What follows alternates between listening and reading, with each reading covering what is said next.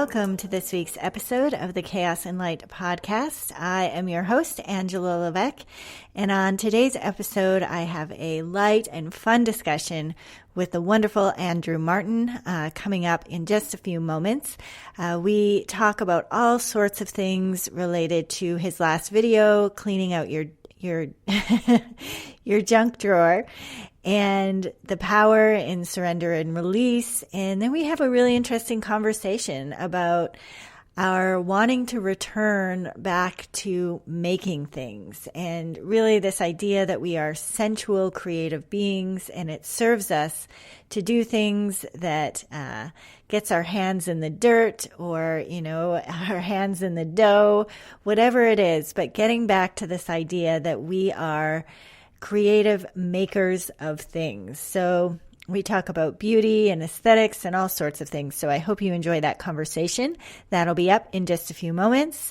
Just a reminder, if you haven't checked out the Chaos and Light community, you can do so at chaosandlight.com. We have some great events coming up on the 24th and 31st of January. We have the Living Light Meditation Gathering, and this is part of the Living Light Meditation group within the Chaos and Light community. However, this event is free and accessible to anyone, members and non-members alike.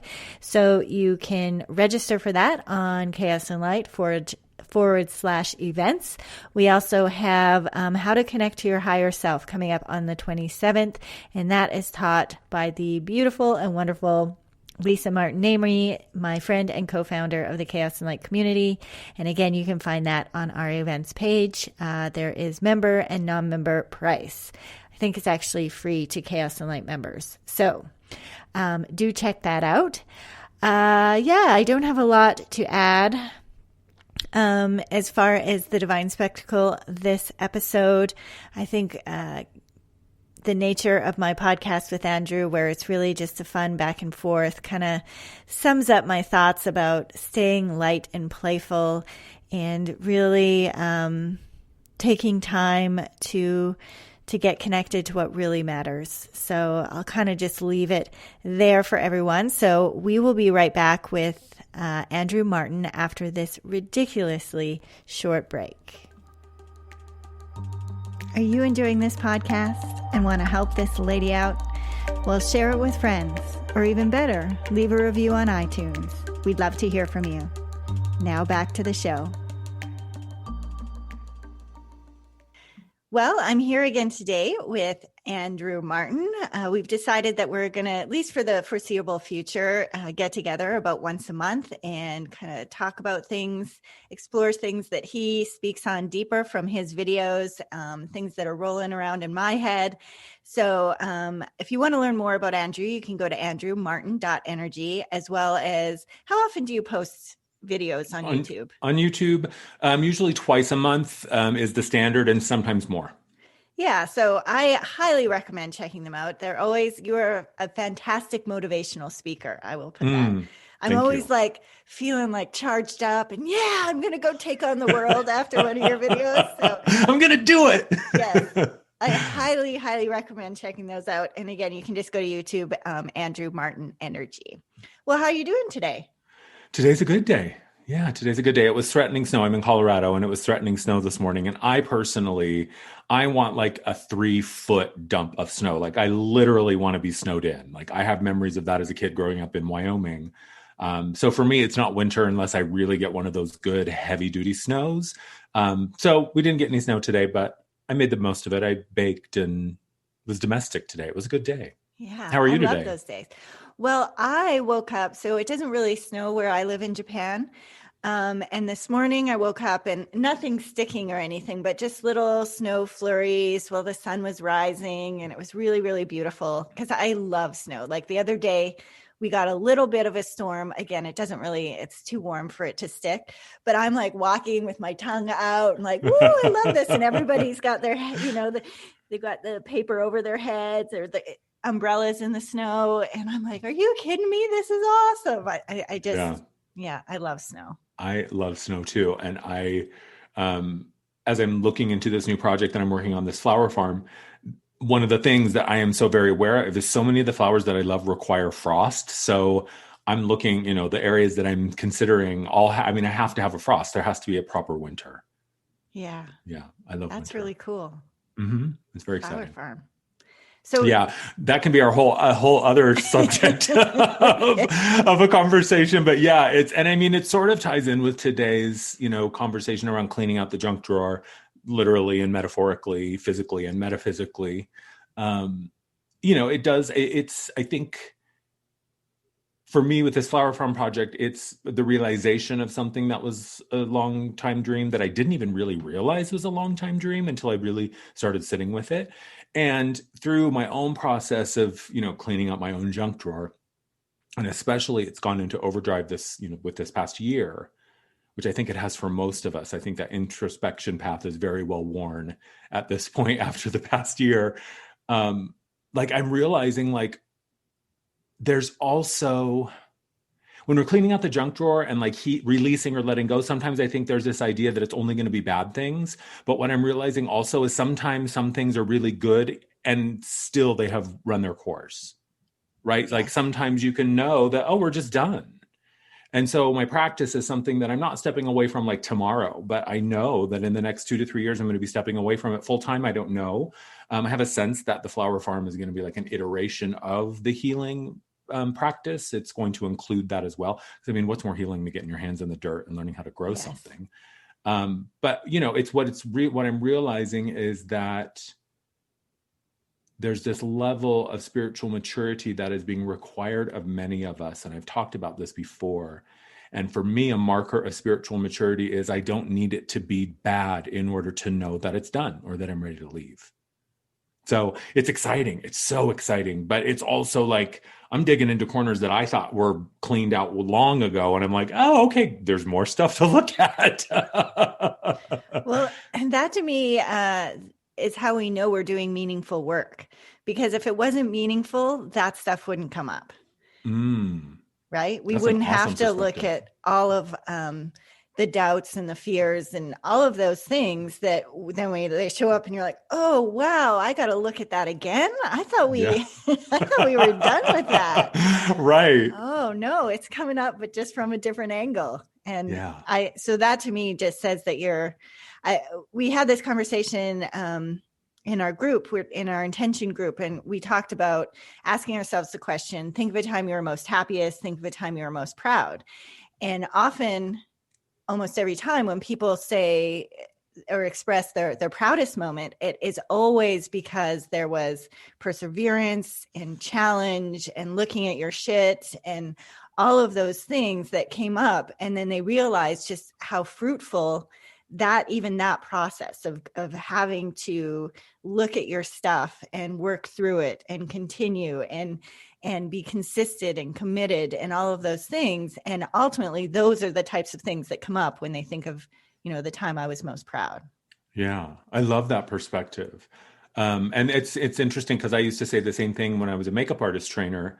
And I would tell, new makeup artists who were just, I was like, well, you're nervous because it's important to you, right? It means something to you. This is important or valuable, or you care about it in some way. So I think it's a good thing for us to hold that close. And at this point in my journey, thank God, I'm not averse to my stuff coming up. It doesn't send me screaming and running and looking for, some sort of thing to numb or, numb out or soothe like it used to. Now I'm oh, okay, little healing visitor. What are you about? Let's talk. But yeah, it is. And it's funny because that's sort of, I know the emotional architecture was something we had also sort of talked about, maybe talking about, but that's kind of what the premise of the emotional architecture is you look historically at when have you felt the most alive, the most fulfilled, the most yourself, the most at home. And you start to extract these experiences and you look at, well, what emotion, energy, or feeling was present during that experience. And so we start to drill down to what I believe is the fundamental reason for any choice is because of the payoff we think we'll receive, right? Why do I do it? Because it's going to make me feel a certain way, essentially. So yeah, it's interesting to begin to look at things in that way. And even to drill even deeper into another layer of that, when I started really looking at my practice as because here's a little bit of backstory. So I have been with a friend of mine who's also a practitioner and a really good friend and also a colleague. And for the past couple of years, I'd been getting this sense of God, someday I really want to be able to close my calendar. And mostly it was just because I enjoy doing group stuff more now than I do just one-on-one stuff. I still enjoy it to an extent, but it was something that I would think about and I would intellectualize and I would talk about, but I wouldn't really feel what that meant. And so as I sat down to start this flower course, which began on this past Friday, it's a 6-week course from this woman who owns a flower farm who's wildly successful. And so she essentially gives you everything you need in this 6-week course. And so as I started the course on Friday, suddenly it went from an idea of leaving my practice one day to a reality. And I felt the portal of that experience open up within me. And I can tell you, it scared the crap out of me. I was like, whoa, what? And what I was fascinated by was how much of my identity was wrapped up in being a healer. I'm just making bunny quotes for people because this is, not audio or not video. But anyway, so a couple of days ago, as all this stuff started to get stirred up and I found another junk drawer essentially that needed some examination. And I said, okay, I need some clarity here. So I thought, well, let me look at my current practice and focus on what I love about that. Like, what is it about my current practice that really lights me up? What I realized is all of the things now that I love about my practice are not exclusive to my practice. I can get those things from other avenues and other ventures, and it doesn't have to be as Andrewmartin.energy, the healer. So it's fascinating to me when we start to look at just the structure of our life from that energy, feeling, and emotion perspective. And like you with the snow, right? It's like, you're like a little kid all of a sudden, right? It's like that joyful, gleeful, like, yay, snow. And everyone else is like curmudgeonly, I gotta go to work in the snow. Yeah.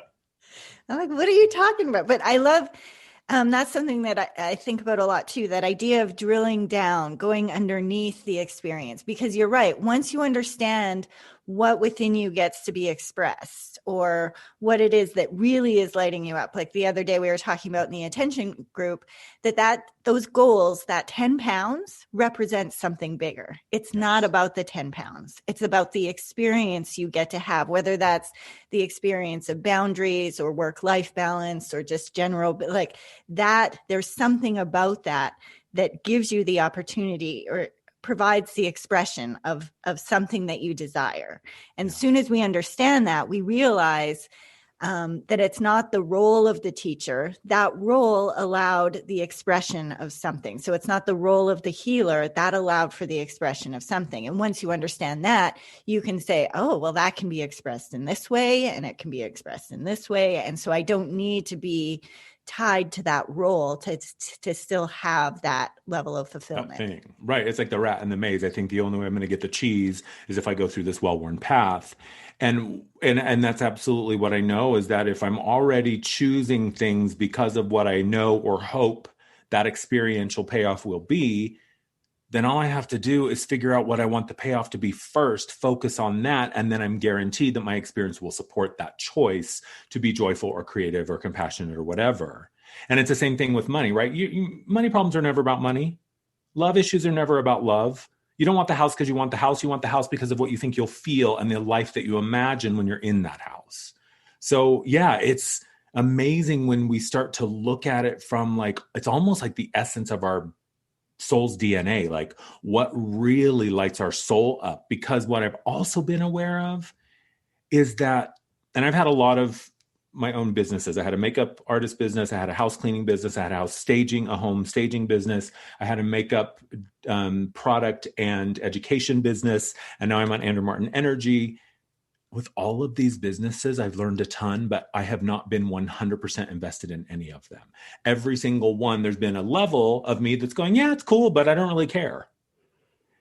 And now what I'm finding is there isn't that level within me with this flower farm. Like every single part of me is lit up.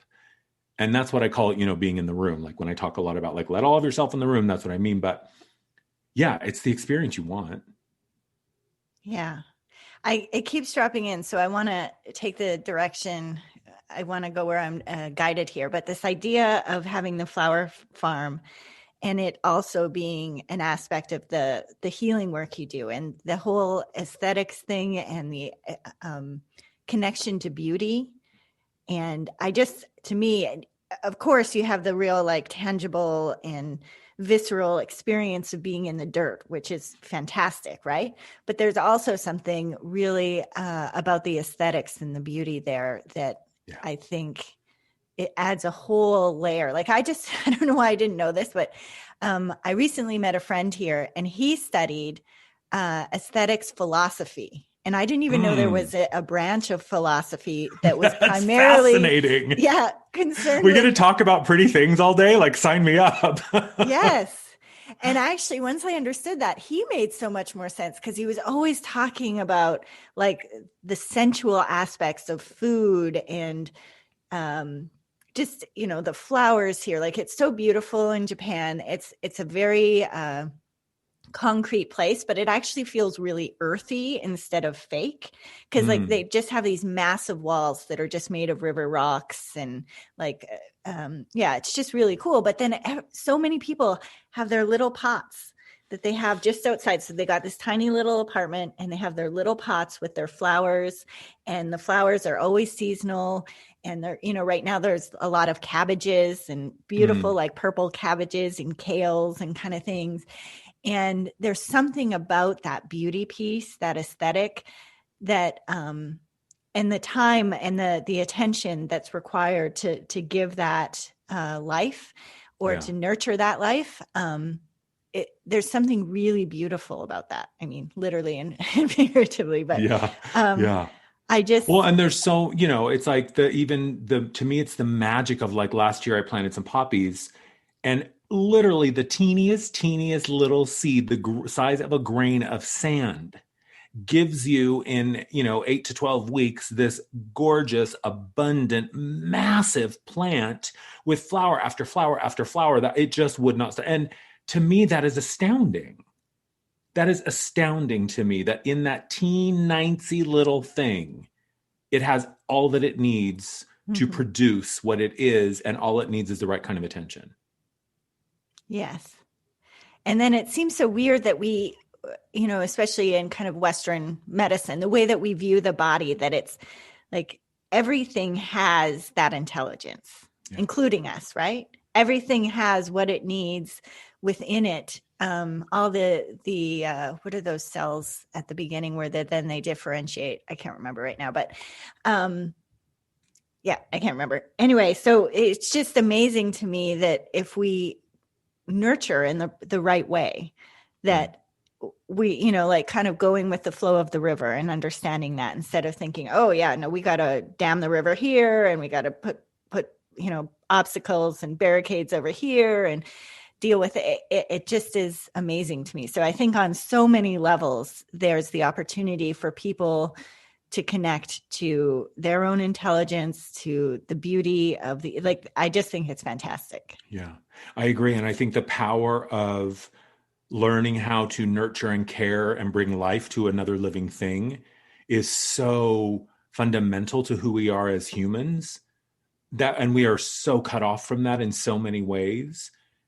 And personally, I just realized that, one of my main drivers in my entire life has been this liberty and this freedom and this liberation. And part of how that's manifested itself is through wanting to be self-employed since as long as I can remember. And just like owning that and really like taking accountability for that 100%. But also understanding that I can bring people to something that they've lost touch with. Like I can create a space where people can come. And what kind of dawned on me yesterday was part of it really is selfish in that even though I love what I'm doing, and it's been 7-8 years that I've been building this practice, I'm still inside staring at a screen.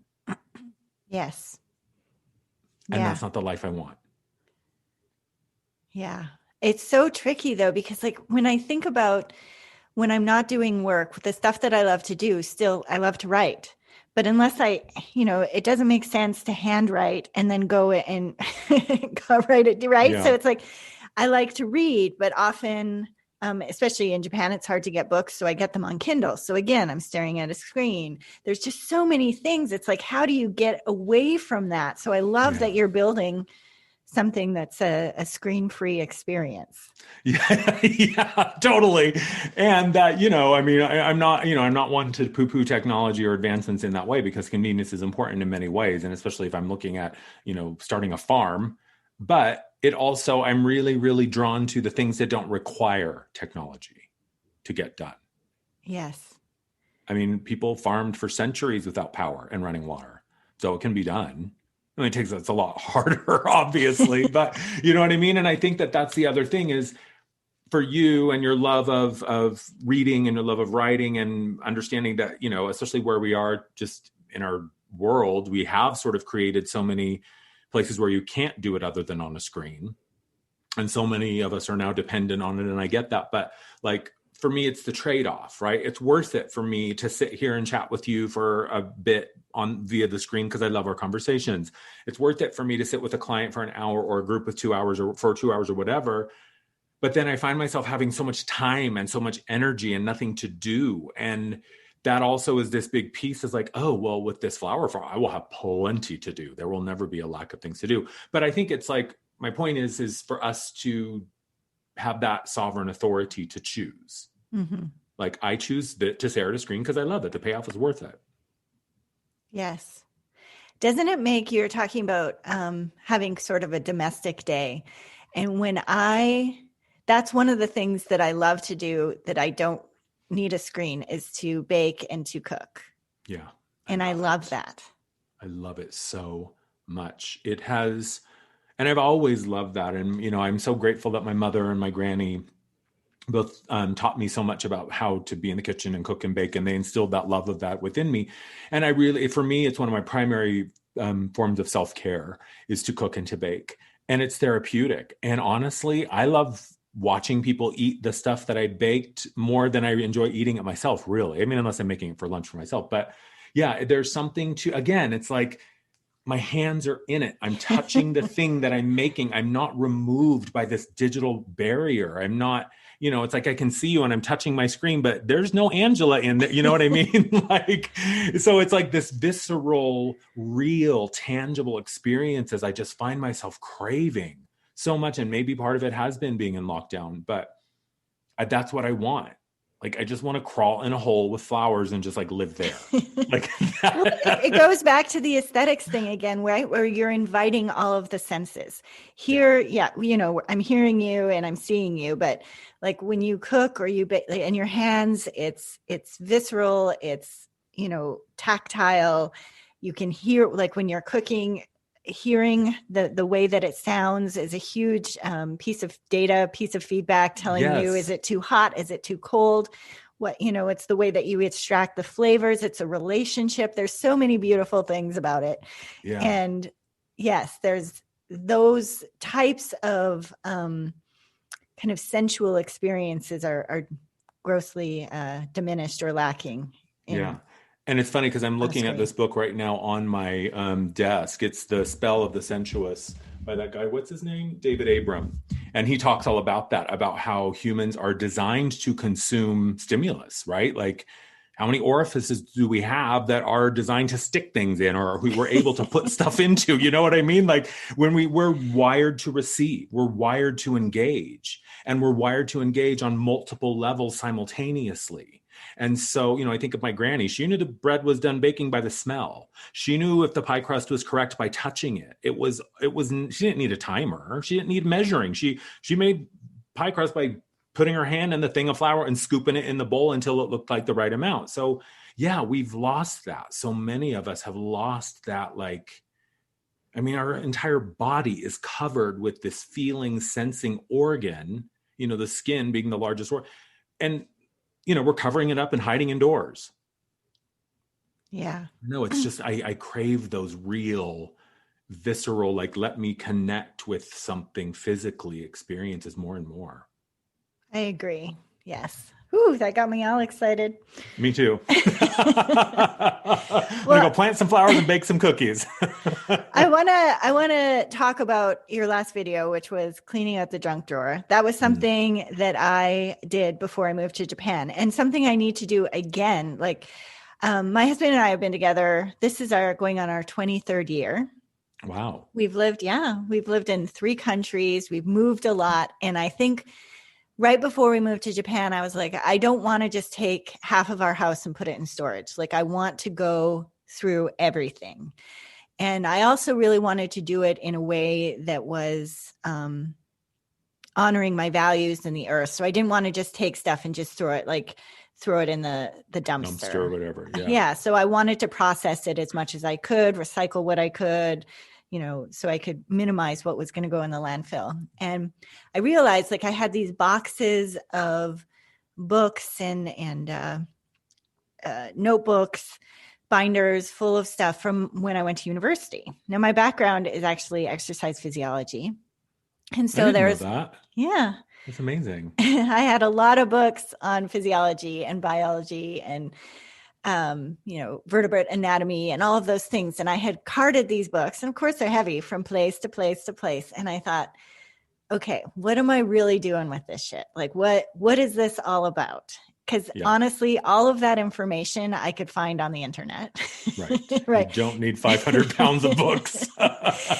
Especially like written notes. Am I ever going to look at it? But I realized, and you talked at the beginning about letting that piece go. And I realized for me, it was about integration, that is always going to be a part of me. Like, there's going to be the person that likes the scientific, the rational, all of that. Like, I remember while I was going to university, it was at the same time I was doing my Reiki, my 3 levels of Reiki, and working for the Canadian Society of Exercise Physiologists, where you didn't say anything unless you could cite your sources. And then I had this other side where it was, everything was experiential, and how does it feel, and get in touch with your senses. And so these really kind of juxtaposition between like the rational and the intuitive and energetic.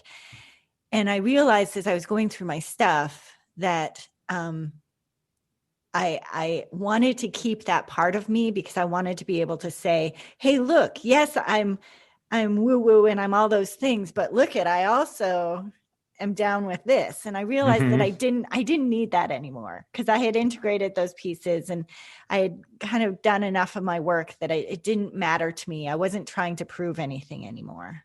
Yeah. And so I started like ripping out the papers from the coil rings so I could recycle those. And it was really a cathartic experience, like ripping things out, right? So it could be broken down and recycled. And it was a really wonderful cathartic experience to go and I went through the junk drawer that we've probably moved some of that stuff like over 20 For years. 24 years, yeah.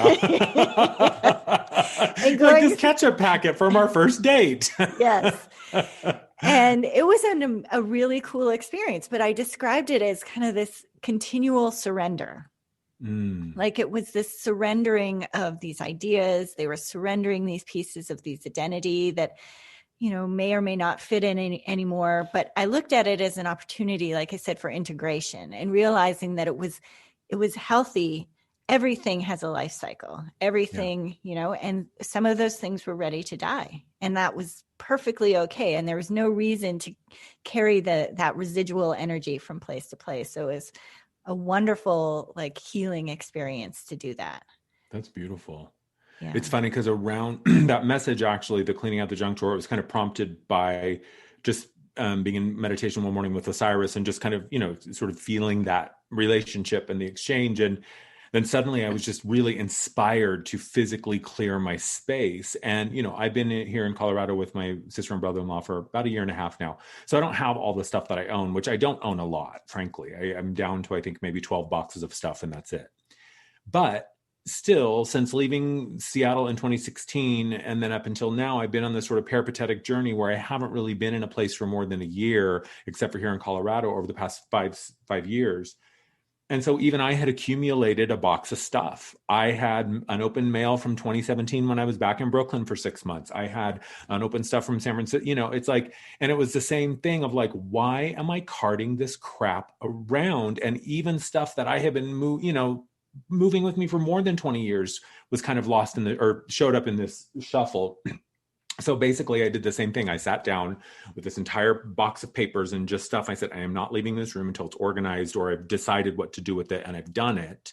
No more piles of, oh, I'm going to throw that away tomorrow. Like, no, you're doing it now. And so I went through all of that and I got it all organized and it felt great just for the sake of doing it. And it was a little bit cathartic. But what I found to be the most powerful was after I came back into the office, I went and had dinner and was hanging out in the living room and then came back in and I could feel like something had shifted. Like it was literally like the energy was so different. And over the next couple of days, it continued to grow in this spaciousness. And I think had I done that probably 3-4 years ago, I wouldn't have been that sensitive to that subtle of an expansion. But because I have been so kind of stripped over this past year, I found myself really aware of that. And it was fascinating to me. And what I'm so consumed by almost, because that junk drawer video, a lot of people responded very positively saying that was just the kick in the butt I needed. Thank you so much. And I was like, well, I was just kind of sharing. Like I really had no agenda other than to share. But like, I just felt this, I don't know, it shifted something in me in a way that was totally unexpected. It completely surprised me.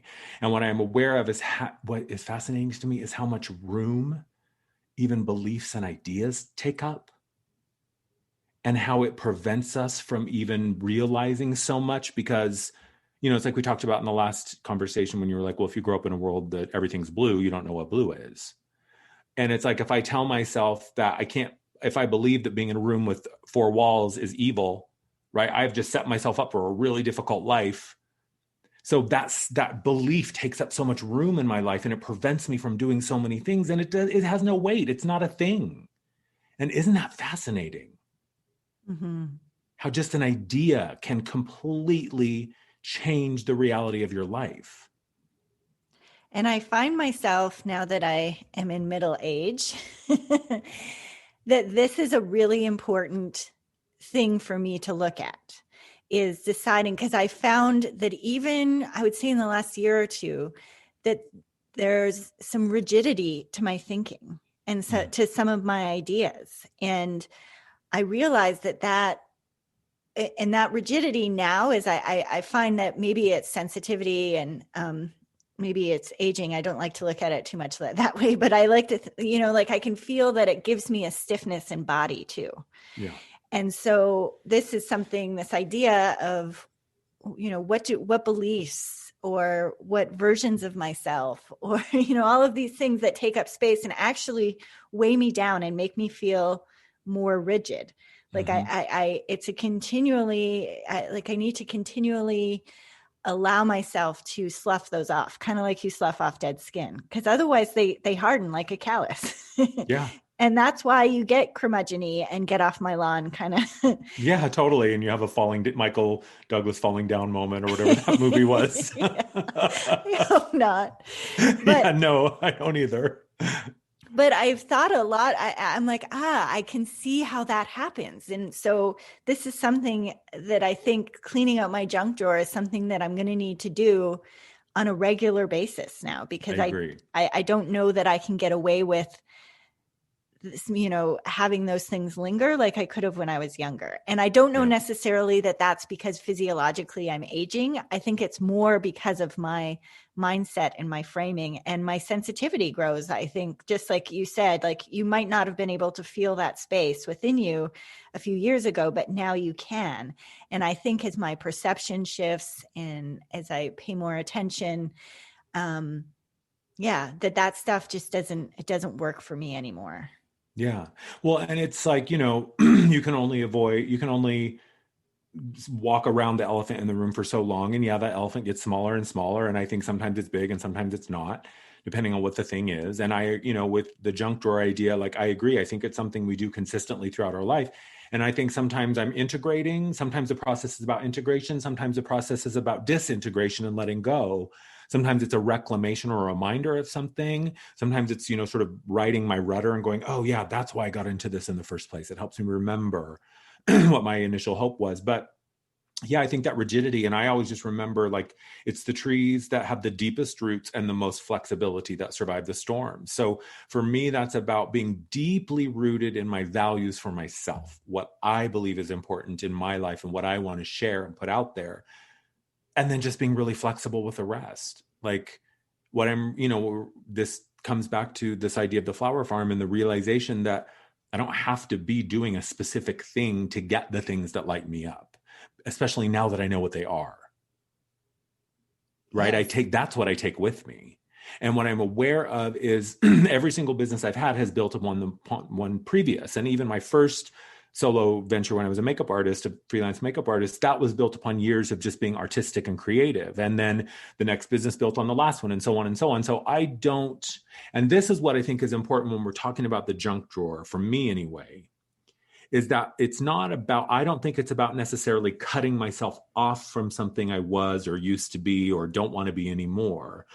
I think it's about allowing what still works and what's still relevant to be the foundation that I build upon. Because there's so much stuff after having run 6 or 7 businesses of my own that I just know that I take for granted that I know. Mm-hmm. And so I know that I have a lot of learning to do, but I also have a lot of stuff that I'm already standing on. So I think for me, that's important, is to remember that it's not about saying, okay, I'm never going to do this again. Right? I'm never going to eat chocolate again. Throw all the chocolate away, and then 2 days later, I'm like, oh, I really want some chocolate. But it's like letting that love for whatever it is, or the lesson, or like you said, with all of your education and all that information, it's there still somewhere. And if you forget it, you just click, click, click, and you can find it online. And it's interesting when you're talking about physically how you feel that rigidity. I've been working a lot with the fascia in the body and this block therapy practice that I've started, where you're essentially these cedar blocks, and Lisa actually started it. So she is also a fan of it and has been exploring it. But essentially you're taking these bamboo blocks or these cedar blocks, and you're like putting your body weight onto them in specific angles and specific ways. And they're all soft edges. There's no hard angles. But essentially it's all designed to unleash the fascia and release it from the bone and the adhesions that have happened. And what is fascinating to me is when we're talking about ideas taking up space, I'm finding that the fascia, and anyone who's studied the fascia knows this, that it hangs on to memory. It hangs on to a lot of that stuff. And I have found myself just a normal day getting ready to do my class, and I'm down on the block, and all of a sudden these tears just come out of nowhere. And I'm like, I know I just tapped into some physically stored emotion. And so if emotion can be stored, then so are ideas and beliefs. Mm-hmm. Because emotion isn't a thing either. Yes. Oh, yeah. I absolutely. And that's why, going back to your idea about keeping the stuff that works and letting the stuff that needs to disintegrate. And so I wrote that article about the bats, and the bats are about transformation and birth, death, rebirth, and all of those things. And yes, at the end of the blog post, I posed 2 questions. What within you is ready to be alive, and what within you is ready to die? And so allowing that stuff that's ready to die does create that space, and it does allow the opportunity for those things to flourish and to blossom within you. So, yeah. But yes, doing the physical work, I'm realizing I just can't get away with stuff that I could get away with when I was younger. And now it's like, no, balance is so important, and making sure that I'm moving my body. And the other day I was playing with my friend. She has a 5-year-old son.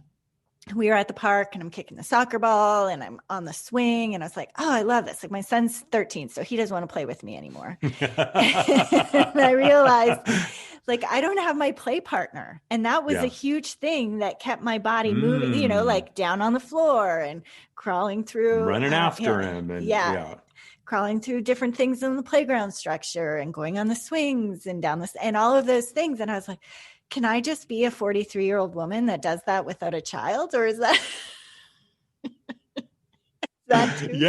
is that too creepy?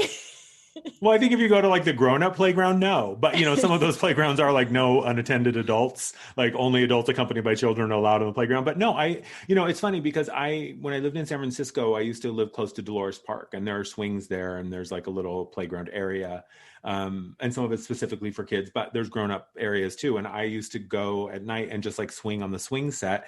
And it was so relaxing. And so it just felt so good to do. And it definitely, and you do get some looks from people like, what's, that, but what I have found, and again, this kind of loops back to what we're talking about. And I think it's also relevant to the junk drawer.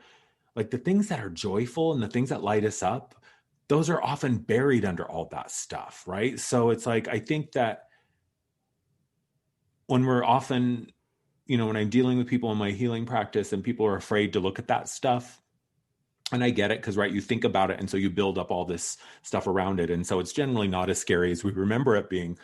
But there's just so much gravity that we give to that stuff.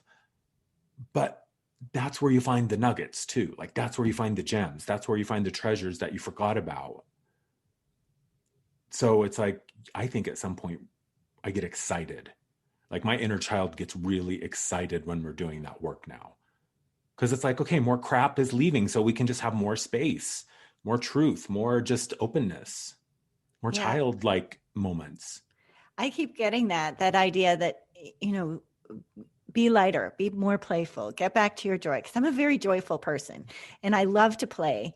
And I've realized that not having my play partner has made a huge difference. But you're right. When we let go of all of that junk, we realize that that's kind of our natural state, is that lightness, that playfulness, the one that wants to be creative, the one that wants to put our hands in dirt and in dough and glitter and glue and beads and all that stuff. Well, and that's my, my art journaling practice that I shared on the Chaos and Light site a couple of weeks ago. For me, that's one of the ways that I can make time intentional, but that I can also just let myself be and just create for the sake of creating. It's one of the times where I don't have to have an end result. I don't have to have a destination. I don't have to achieve anything or get anything accomplished. And I used to do that when I was a kid. Like I used to spend hours just lying on the carpet or the grass and staring up at the sky or the ceiling. And my mom, what are you doing? Just nothing. Like I knew intuitively that time to just be and to not have an agenda or a thing that you're doing was so crucial. And giving ourselves the spaces to play and just create, right? Like I hear it all the time when I share my art journaling stuff. Well, I'm not creative. Well, you don't have to be. Literally, all I do is I take a pen and I draw shapes or a compass or a protractor and draw like half circles and right angles. And then I just take some colored pencils and color it in. Like really, you just make your own coloring book. So that right there is that belief of I'm not creative. That takes up a huge space in a lot of people. Yeah. And that's a lie because you are creative. You created yourself. Yes, we are creating all day, all the time. Every single minute of every single day, totally. And for me, it just always comes down to a matter, is it intentional on purpose or is it by default and sort of accidental? And and there's this, every time I want to talk about this, I always forget who to credit it. I'll try to find out and send you the information so that we can credit it maybe in the description, but there's this learning diagram. My mother has a PhD in education. Both my parents are teachers. So there's this learning diagram, and it essentially shows you where you move from unconsciously incompetent, which you suck and you don't know it. And this is how adult learners move. We go from unconsciously incompetent to consciously incompetent. Someone tells you you suck and you go, oh, okay, now's my opportunity to get better or correct my mistake. Then you move to unconsciously competent. I'm good, but I don't know it yet. And then consciously competent. So consciously competent is I know I'm good and I can recreate results every single time. Unconsciously incompetent is I suck, I don't know it, but every once in a while I get lucky and get it right. So it's like moving through that diagram. That's what we're always moving towards, is the conscious competence, the conscious creation, the conscious engagement. And that's why I know that the arts are so crucial, because it engages both sides of the brain, right? While the left brain is focusing on the line or the shape or the color of the pen, the right brain is letting in all of this glorious inspiration. And so that's why I think it's so crucial that we have those things that require us to be physically doing something with our hands while engaging. You know what I mean? Mm-hmm.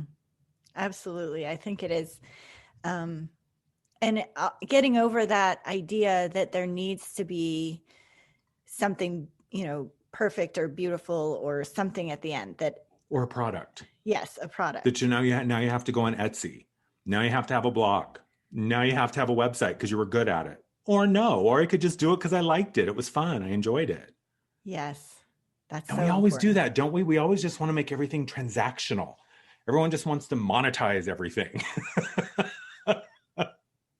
Well, how about Yeah. if you just did it because it made you feel good and the joy that you felt, or the relaxation, or the ease, or the relief that you felt for giving yourself an hour to not worry about everything? And sometimes that's what I'll do with that creative practice is I'll just set an hour timer on my phone. Hey, for the next hour, I'm just not going to worry about anything but doodling. And that's my work for the next hour. Yes, that takes a whole different, like, a switch. It's like a completely different way of approaching things. Yeah. And it goes back to our beginning of the conversation about the experience we want to have. We weren't talking about just the outcome, but the experience of while we're doing it. Yeah. And that's a hard switch for people, but it's really, really important because that's the heaviness. That's the stuff that hangs in the junk drawer. Did I just say junk drawer? Yeah. You know how do you ever say the drawer is drunk? The drunk drawer? The drunk drawer? I say that all the time. I'm like, oh, did I just do that again? No, the junk drawer. Yeah. That's the heaviest stuff in there. Yeah. Yeah. And I think it's also the other side of that is, what I believe is if you woke up in a human body, you still have work to do. So you're not going to get it all done. What's that Abraham Hicks saying, right? You never get it done and you never get it wrong. You're not going to eat all the food that you're going to eat in a lifetime in one meal. There's going to be another meal. So you just, you let it be what it is in the moment and have that experience. And yes, be conscious and present, but also leave room for the unexpected. Like that to me is what has been so magical about this past year. And not just for myself, but for so many people, I see that for the first time, often ever, they have space in their life. And when I see someone who gets nervous about that, they say, oh, I can't be alone for 20 minutes. Well, then you need to be alone for 2 hours. Because sometimes exposure therapy is the only way you're going to get around that. That's why I sometimes will set the timer, because the part of my brain that's like, but what are you going to do with the doodle when you're done? Are you going to put it on Instagram? Are you going to do a newsletter? Blah, blah, blah. So I'm like, okay, we're just doing it for an hour. It's not going to be a thing. Just do it. And I think that's important. We have to kind of make ourselves do that sometimes. You have to be willing to tread into those uncomfortable places and dig through the drawer. Otherwise, you're just going to and good on you, by the way, for deciding that when you came to Japan, you didn't want it to just be putting your crap in storage without really looking at it and deciding, do I want to pay to store this? Like, not many people are willing to do that. Yeah. My husband would say that I lack sentimentality. I do too. I think like nostalgia's for suckers. I really kind of do. I'm not sentimental. No, that's not true. Nostalgia is beautiful, but sentimentality, not really my thing either. Yeah, but it's so freeing to be able to do that and just open up that space. And what are you carding? Even stuff like cards. Like if somebody gives me a nice card, I'll put it out on display for like a week or two and then I recycle it. I throw it away. Yeah, me too. Yeah. There's a couple of things like I've hung on to some notes from my granny. I have some notes from my mother. Like there are some things because there is going to come a time when I'm going to miss seeing my mother's handwriting, and especially now, again, talking about that real analog experience, when was the last time I saw my mother's handwriting? So those little things I think are important. And those I do have some sentimentality around, but no, I'm not saving every freaking card. Give me a break. It costs you 99 cents at King Super. Don't tell me you put thought into it.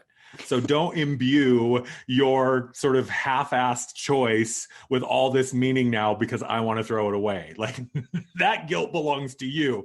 Don't project the fact that you just kind of threw it at me and said, oh, here, this is a card. But you know what I mean? Like, it's like, that's like the ears from Disneyland. That's not your experience. It reminds you of the experience, but that's not Disneyland. That's cheap plastic and felt. And so much of what we need is already within us. Like the stuff, I can't remember where I read this, but the stuff that you really need, you'll be able to call it up when it needs to be called.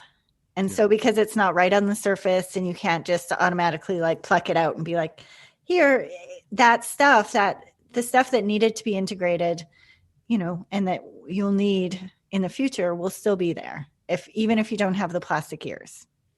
Exactly. And that memory, I find that the memory sometimes becomes more vibrant if it's just this beautiful thing that lives inside, right? It's not there's not a physical thing. I don't know.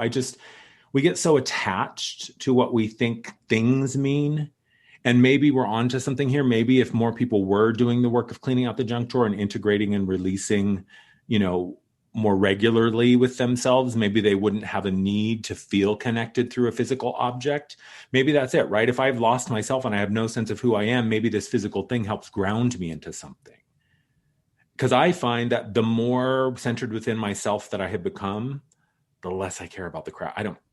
Black t-shirt and jeans, pretty much all I wear anymore. I don't really care about what I would like to look cute, but I don't really care. Like, I don't care about the material stuff that I used to care about. I don't care, for me these days, especially with the flower farm thing, like I'm getting all worked up over Carhartt.com and seed catalogs. Like that's what excites me these days. So, but I think maybe it is when we're so grounded and out there, and we think this is the real out here, the outside world is the real deal. Maybe that's part of the spell. That's part of the seduction of the matrix, is it makes you believe that it's real. And the more you have, the more real it is. Yeah. So maybe subconsciously we're trying to convince ourselves of something we know isn't true. And it has, all of that stuff has energy. So to me, to be connected, I understand what you're saying, but it has the opposite effect. Because everything holds those energy, and it just weighs people down in a way that I don't think is. Yeah. And if you were buying something because you were feeling at a deficit, or you're feeling desperate, or you're feeling sad, that's what you infused into that energy, into that thing. Like, that thing is not infused with joy. If you bought that thing because you were pissed and you were angry and you wanted to soothe, that's what you put into that object. It's not filled with joy and light. It's just not. So yeah, it's like, if I have a collection of things that I thought were going to make me happy and they didn't, now I've got a collection of disappointment. Yes. So purge your junk drawer, people. That's right. Find the nuggets of joy. They're in there. Well, is there any, we're kind of up on our time. Is there anything else you wanted to touch on? Fast. It does. Or do you feel complete? Are we complete?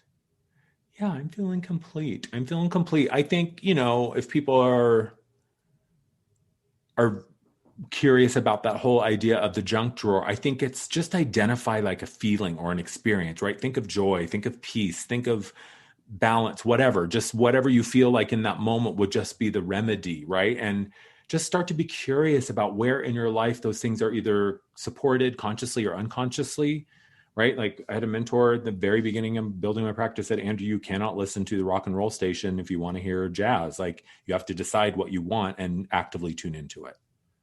Yes. And let the stuff that doesn't fit into that, just let it go. Yeah, totally. Because all you're doing is muddying the waters otherwise. Yes. Mm-hmm. And it feels really good when you unload that crap. It really does. The physical does. And the non-physical crap. So if you start physical, great. Start there and go into, start anywhere, because it feels so good. It's so liberating. Yeah. Start with a room, or start with the literal junk drawer. Yeah. Start with the corner of your desk. Yes. Because it can be overwhelming when there's a lot, but I'm actually helping my friend go through this process here. She's like, I need you because you're really cutthroat and you'll just tell me to get like, well, yes. And that's where the timer comes in, right? Like, when I'm working with coaching clients or working with someone in a deeper way beyond just an hour, that's what I tell, you don't have to do it all right now. Set a timer on your phone for 30 minutes and put it on the counter in the kitchen, and then go into the room and for 30 minutes do it. And don't leave that room until you hear the alarm in the other room. And then when the alarm goes off, you just leave that room, shut the door, and then you do it again tomorrow. So yeah, put a timer around it, put a fence around it. Yeah, that's fantastic advice. Yeah, tomorrow I'm going to help my friend. We're taking one room and we're going to start there, and I'm going to help her empty her junk drawer. So yeah, I want you to have like a megaphone and like a writing prompt. Or you could get one of those those air horn things that when she's being too nostalgic, you can just. I'm pretty much like that. She goes, damn, you're a little harsh. I'm like, hey, you didn't call me here because you wanted somebody with, to wear kid gloves. Yes. That's not my job here. So this is house cleaning, not house vacationing. We're not at Yes. the spa here. If you want soft and sweet, Angela, let's go, get a donut and some coffee. But that's not why you hired me. Yeah. I love that. It's like your Terminator comes out. Well, I'm certainly honest. So I'm like, listen, lady, have you worn that in the past year? Nope, it goes. Are you sure? But nope, it's going. Oh my God. If you and I lived together, we would have the most Spartan minimal house. That's hilarious. I love this conversation. Me too. Well, we'll do it again in about a month. So again, if you're interested in learning more about Andrew, you can go to Andrewmartin.energy. Check out his videos on YouTube that come out a couple of times a month. Again, just search Andrewmartin.energy. And do you have any things coming up or anything you want to? No, we're just finishing another Void series. We're in the midst of a Void series, which has been such powerful work, and I plan to continue them. One thing that I do want to let people know about is my download store. I have amazing sound healing and guided meditations on my download store, and I just don't think people know about it. So just want to tell people to check that out because it's a great way to begin doing that kind of work. And if all you have is $20 and 20 minutes, go to the download store and download a 20-minute, sound healing. It's a great place to start, and you can do it in the privacy of your own home. No one has to know what you're doing. You can still be low key, woo woo. No one has to know. That sounds good. Well, I look forward to next time. Thank you for being on the show today. Thank you. Well, we will be right back with It's Worth Your Time. I have a wonderful inner child tarot card deck I love to share with you, and a really cool feature that Isha Lerner has on her website. So we will be back in just a moment. Do you believe in synchronicity and synergy? That when people share, connect, and collaborate from an authentic space, amazing things can and do happen? Then check out the Chaos and Light community, an online space for spiritual seekers that supports personal growth and gives you a frequent touch point to stay connected to your spiritual core. Join a group, attend a gathering, be inspired by our Muse feed, all in a politics-free, ad-free environment. So dive deep into your spirituality at chaosandlight.com. Connect, inspire, expand. Welcome back to the Chaos and Light podcast. I want to share a wonderful tarot deck and a really cool kind of feature that this woman, Isha Lerner, has on her website.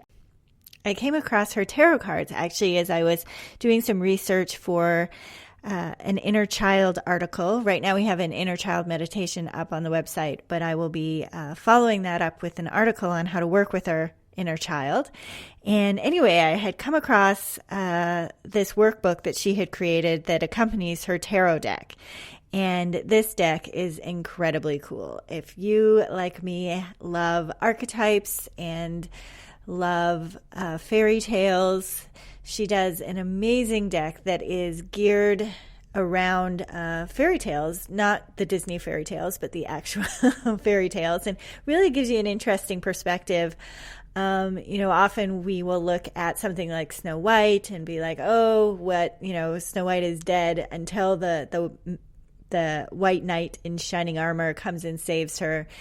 And she really takes a different perspective and looks at it really being the integration and the masculine and feminine energies coming together and creating this integrated whole. So this kind of view that we had of fairy tales being very dismissive of women and, looking at them as sort of second-class citizens, she has a very different, and I would say enlightened perspective. So she has this wonderful deck called the Inner Child Tarot Cards, which I highly recommend. But she also has kind of a cool feature on her site. So if you go to her site, powerfloweressences.com/pick a card, of course, I'll have this listed in the resources. She has 3 decks listed there, and you can type in your question. You don't have to give. It's not a ploy to get an email address or anything. It's just a random selection. She says how her online reading works. They depend on synchronicity and the law of attraction. Your personal energy field and your intentions charge the energetic technology of the online tarot, and which I refer to as urban alchemy. So you can decide if you want to ask a question within the Inner Child cards, the Triple Goddess Tarot, or the Power of Flowers, and you type in your question and it'll pick a card for you and give you the answer right there. No need to sign up for anything. Isn't that nice? Isn't that refreshing? Anyway, so I highly suggest that you check out the Inner Child tarot cards, again, based on fairy tales, or if you're just interested in saying, I feel like picking a card for the day, you can go to powerfloweressences.com and pick a card. We will be back next week with a very, I'm going to guess, integrated medicine focus, so holistic health and healing with my good friend Brandon Treen.